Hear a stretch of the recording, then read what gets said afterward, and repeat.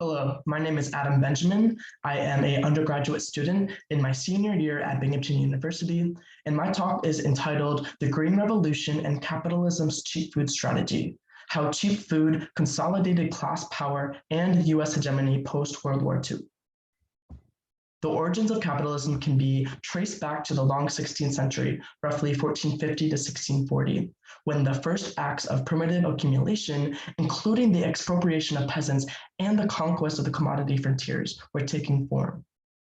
Jason W. Moore understands capitalism as a world ecology, a holistic way of organizing most human and extra-human life in service of power and profit accumulation for the ruling class. Capitalism's longue durée has operated on cycles of capital accumulation with waves of expansion and stagnation.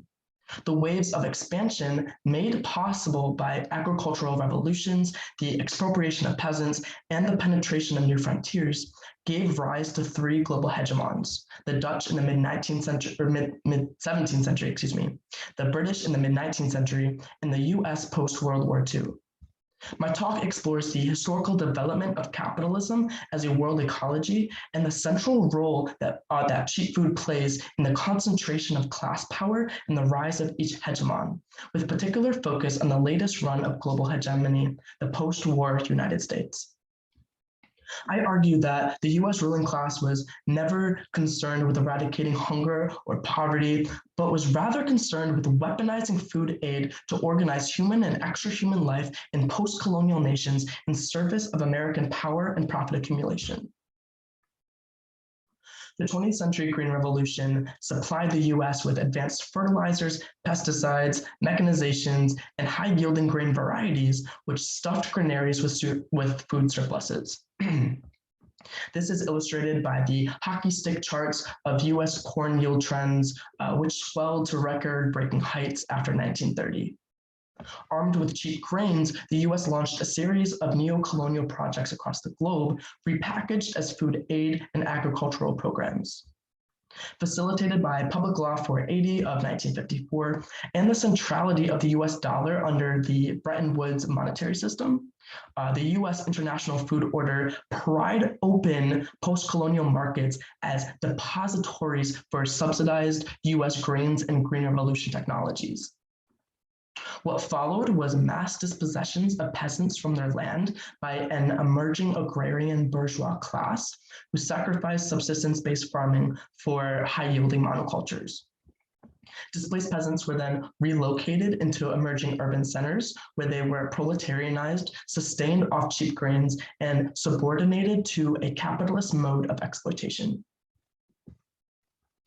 From Mexico to Colombia to India to the Philippines and so many more, the US post-war food aid project linked world power to capitalism's cheap food strategy. The cheap food strategy serves a threefold purpose. The first is to keep growing ranks of the working class alive. The second is to keep wage costs low. And the third is to preserve social peace and discourage workers' revolt.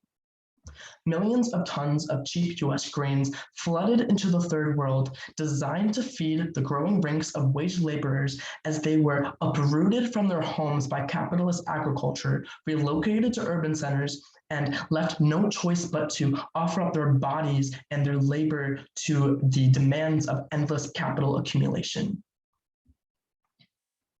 The great ideological thrust of US hegemony was that unchecked population growth in, quote, developing nations would outstrip food supply, thus leading to famine, political instability, and a downward spiral towards communism. Well documented is the ruling class's portrayal of post-colonial nations as, quote, primitive, to borrow from Truman's 1949 Point 4 address. Herein lies capitalism's cheap nature, capital N strategy, which has legitimized every violent appropriation of unpaid or low-wage labor of human and extra-human life. Since the long 16th century, humans were reorganized along the rigid Cartesian binaries of capital S society and capital N nature, to which society contained, in Descartes' words, the, quote, thinkers, the white bourgeois men, while nature was full of the, quote, extended things, the colonized, people of color, women, immigrants, indigenous populations, and extra-human life. Post-World War II, the US bourgeois class were cast as members of society who, quote, civilized post-colonial nations through agricultural and food aid programs. Human and extra-human life across food aid recipient nations were expelled to nature, whose only chance of joining the ranks of society, of humanity, was from following the paternal guidance of the US hegemon. Thus, the violence, the dispossession, and the exploitation that characterizes the US international food order was legitimized as not just a development project, but also as a civilizing project. Between 1950 and 1990, the Green Revolution produced record-breaking surpluses, with cereal production swelling 3 times on a world scale. Despite record food surpluses, global hunger increased by 11%, where in 1980, roughly 800 million people in the third world lacked access to nutritious food. Further, the US hegemonic food regime saw a strikingly uneven geography of wheat production, as formerly food-sufficient post-colonial nations were ensnared into the web of capitalism through US commodity relations and crippled into import dependency. In the 1950s and 60s, US wheat exports jumped from around 33% to over 50%, while wheat imports from nations in the third world exploded from 19% to a staggering 66%. US subsidized grains and Green Revolution technologies poured into post-colonial markets, displacing small producers, absorbing farmers into the ranks of wage laborers, and facilitating a thrust in capitalist development of recipient nations. The years between 1950 and 2000 saw mass waves of peasant expropriations, with urban populations in the third world swelling by over 2.5 times, becoming new customers for US price-controlled grains. The legacy of the US hegemonic food regime was vastly uneven development between the core and periphery. In fact, it was the super exploitation of proletarianized workers in the third world that are partly responsible for the rise of real wages in the US from 1940 to 1970. Therefore, the US cheap food strategy post-World War II accomplished 2 key goals.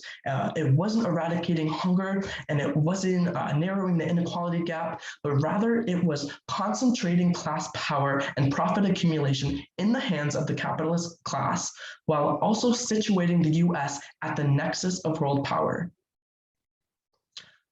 So I just wanted to say thank you to Jason Moore and to Diana Gilday for their guidance and their mentorship for the past 8 months now, and for also allowing me to participate in this year's World Ecology Conference. So thank you.